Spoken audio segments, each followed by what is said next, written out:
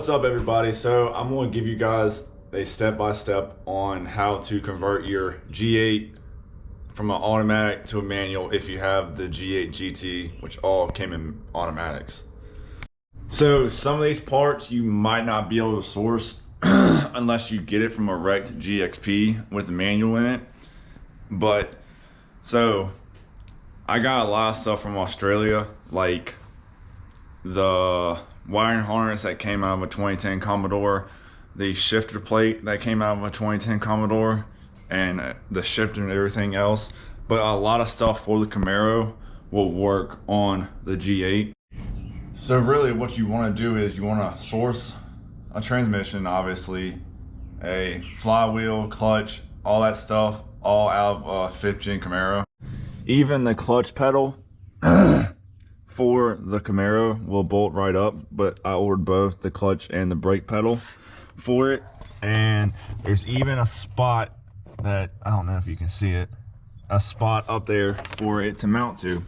And then it just mounts to the brake pedal and the brake booster as well. As well as when you're trying to do this, you're going to have to drill a hole for the master cylinder to go through the firewall.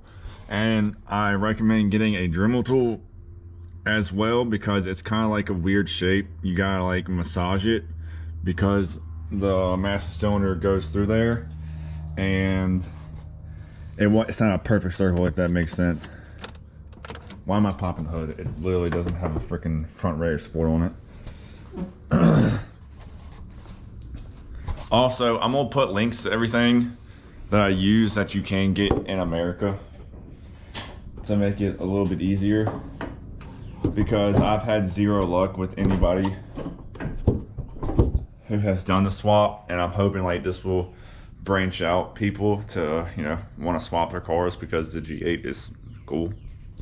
All right, so once you get the hole drilled, you're gonna want to get a 5th gen Camaro master cylinder, and you can't see it, but the master cylinder is down there, and I got the Tick Performance AN clutch line. You can kind of see it, the AN clutch line, because you are not going to be able to service that or do anything with that brake booster in a way. This has to come off for you to be able to get the line on there. But the line is really freaking sick. I'm doing this now with the trans out so I can show you everything clearly, but it's literally an AN line with the adapter for the trans. And then once you get that in there, that part's done for the clutch pedal part. Next, you're gonna wanna pop out your automatic shifter, which is 4 bolts, and the hole is already there. It's like they knew that people were gonna swap these cars, but I guess they didn't. But there's a plate that you have to get from the Commodore, and it bolts under the car where the automatic was to hold the shifter and everything in. So, I mean, unless you can find one on eBay or something like that, they're super hard to get. But I have connections in Australia, which I love you, Jason, if you're watching this. And then here is the plate under the car that bolts to the body, and your trans mounts and stuff like that is under the car. And then drive shaft is another thing you gotta worry about as well. But once you get all that done, you're pretty much ready for it. The trans to be mounted and working. Just note that I have sourced everything from Tick Performance or eBay, but the pedals came from eBay. And I wanted everything to work factory, so that's why I wanted the manual harness from a Commodore so bad. So it has everything for this vehicle speed sensors and everything that goes on the TR6060. So all your plugs and everything are still the same. And then once you get the trans in, you gotta order a trans mount. You can get that in the United States, but it works on your factory crossmember for the transmission from the automatic. So once all that stuff is done, then you gotta worry about like the computer part of the stuff, but it's not that big of a deal because you can change in these whether if it's an automatic or manual. And I got the black car in here because the sun has just been eating it alive, and it cracked my dash pad, so it won't be sitting for long and it's blocked. But this is my main focus currently.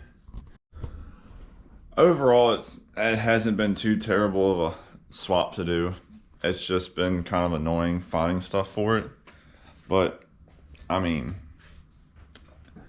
I wanted to make this video to actually have a video representation if anybody else wanted to do this, because I know, like, when I got this car, I was like, man, this thing would be cool if it was a manual, because I love my color, I love this car, so I just figured, why not make it a manual myself? And the ones in Australia are manual, so I should be able to do it myself. And next thing on the list is obviously getting my heads back, and then getting the trans, which I think I'm getting the trans tonight. I'm getting that back tonight, so I can be throwing that in with the clutch and the pilot wheel, pilot bearing, and all that good stuff. And we were getting closer to this this iron block G8 with a TR6060. It's a little weird setup, but it is what it is until until we get the good motor for it. And then we're gonna start working my red car, my formula, and also finishing, or not finishing, but addressing all the little nitpicky stuff that I want to get done on that car, because that car needs obviously paint done to it and all kinds of other fun stuff. Like the taillight right here is kind of coming apart right there, which I don't like, but just getting that much closer. It's kind of like a little throw in there video to keep the channel up and running. More stuff is obviously to come, but I appreciate you guys watching. I hope this video helped break down more stuff on swapping a G8 to a manual.